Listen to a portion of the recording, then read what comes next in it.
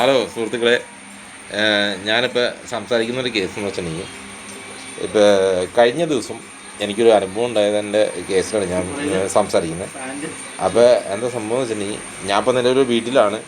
എൻ്റെ 2 ദിവസത്തെ പരിപാടി പണിയൊക്കെ പോയി. ഞാൻ വീട്ടിലാണ്. ഇപ്പോൾ തുണിയൊക്കെ അലക്കിയിട്ട് മീൻകറിയൊക്കെ വെച്ച് ചോറൊക്കെ വെച്ച് കഴിച്ചുകൊണ്ടിരിക്കുന്ന സമയമാണ്. അപ്പോൾ എന്താ സംഭവം എന്ന് വെച്ചിട്ടുണ്ടെങ്കിൽ, ഞാൻ അതിൻ്റെ കാര്യകാരണങ്ങൾ പറയാം. ഞാനൊരു അത്യാവശ്യമായിട്ട് ഒരു ഓൺലൈൻ ലോണൊക്കെ എടുത്തായിരുന്നു. ഓൺലൈൻ ലോൺ എടുത്ത് കഴിഞ്ഞ മാസം കറക്റ്റ് EMI ഒക്കെ അടച്ചു. ഈ മാസം അടയ്ക്കാൻ വേണ്ടി ഈ 3-ാം തീയതി ആയിരുന്നു EMI അടയ്ക്കേണ്ടത്.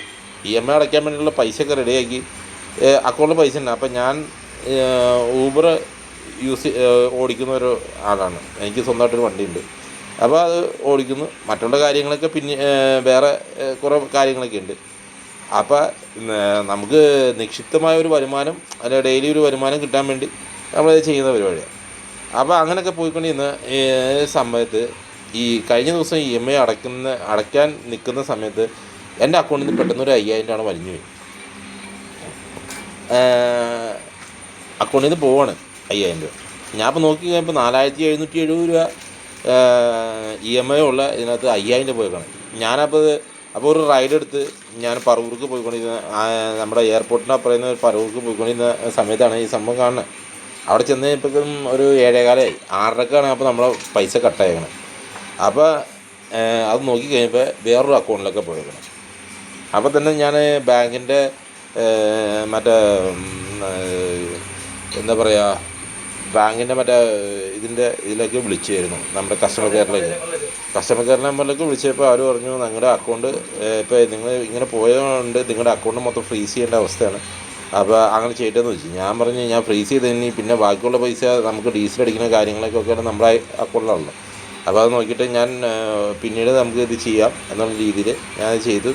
ഞാൻ പോലീസായിട്ട് ബന്ധപ്പെട്ട്, നമ്മുടെ സുഹൃത്തുണ്ട്, അപ്പോൾ അയാളായിട്ട് ബന്ധപ്പെട്ട് കഴിഞ്ഞപ്പോൾ ഇങ്ങനെയാണ് കാര്യങ്ങൾ. സൈബർ സെല്ലിൽ പോയി സംസാരിക്കുക കാര്യങ്ങൾ. അതിന് സൈബർ സെല്ലിൽ ചെന്ന് നമ്മൾ സംസാരിച്ച് കഴിയുമ്പോൾ അവർ പറഞ്ഞു, ബാങ്കിൽ ചെന്നിട്ട് അതിൻ്റെ ഡീറ്റെയിൽസ് എടുക്കാൻ പറഞ്ഞു. ബാങ്കിൽ ചെന്ന് ഇന്നലെ പോയി ഡീറ്റെയിൽസ് എടുത്തപ്പോൾ ഈ പൈസ പോയ അക്കൗണ്ടിൻ്റെ ഡീറ്റെയിൽസ് നമുക്ക് കിട്ടണില്ല. പിന്നെ ഇന്നലത്തെ ഒരു ദിവസം പണി പോയി. മിനിഞ്ഞാന്നാണ് സംഭവിച്ചത്.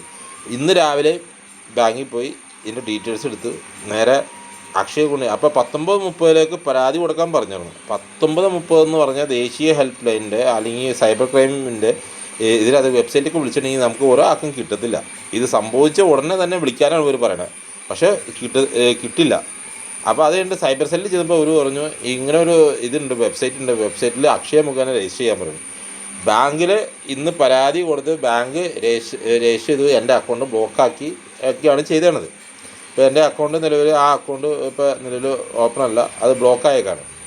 അതൊക്കെ കഴിഞ്ഞ് അവർ ഇതൊക്കെ ചെയ്ത് അവർ ക്രൈം നമ്പർ 16130 എന്നുള്ള രീതിയിൽ അവർ കംപ്ലയിൻറ്റ് സ്വീകരിച്ചു.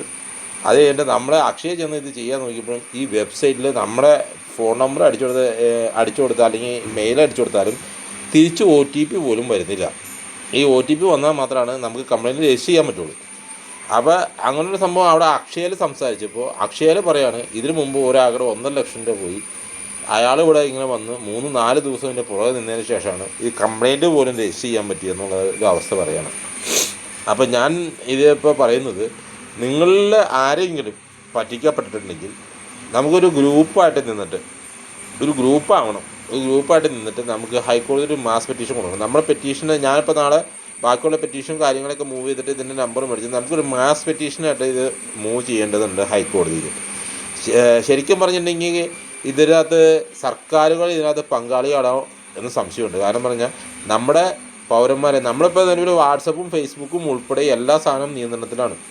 കേന്ദ്ര ഗവൺമെൻറ് നിയന്ത്രിച്ചിരിക്കുകയാണ്. കാരണം പറഞ്ഞാൽ അവർക്ക് വേണ്ടാത്ത ആപ്പുകൾ അവർ ഒഴിവാക്കുന്നു, മറ്റുള്ള ആപ്പുകൾ ഒഴിവാക്കുന്നു. നമ്മുടെ ഇപ്പോൾ ടിക്ടോക്ക് മുതൽ പല ആപ്പുകളും നമ്മുടെ റെസ്ട്രിക്ഷൻ ചെയ്തിട്ടുണ്ട്, നമ്മളതിൽ ബാൻ ചെയ്തിട്ടുണ്ട്.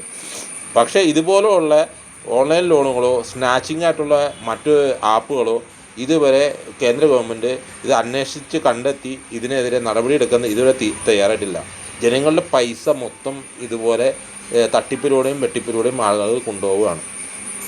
അപ്പോൾ അതുകൊണ്ട് നമുക്ക് എല്ലാവർക്കും ഒരുമിച്ച് നിന്നിട്ട് ഹൈക്കോടതിയിൽ ഒരു മാസ് പെറ്റീഷനായിട്ട് മുന്നോട്ട് പോകാൻ തയ്യാറുള്ളവർ എൻ്റെ ഇതിനകത്ത് ബന്ധപ്പെടുക. കാരണം പറഞ്ഞിട്ടുണ്ടെങ്കിൽ ഞാൻ ഏതായാലും എൻ്റെ 5000 രൂപ പോയിട്ടുള്ളൂ.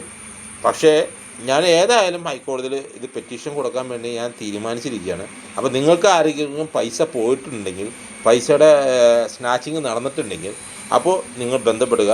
എൻ്റെ ഫോൺ നമ്പർ 97 46 60 50 85. ഓക്കെ.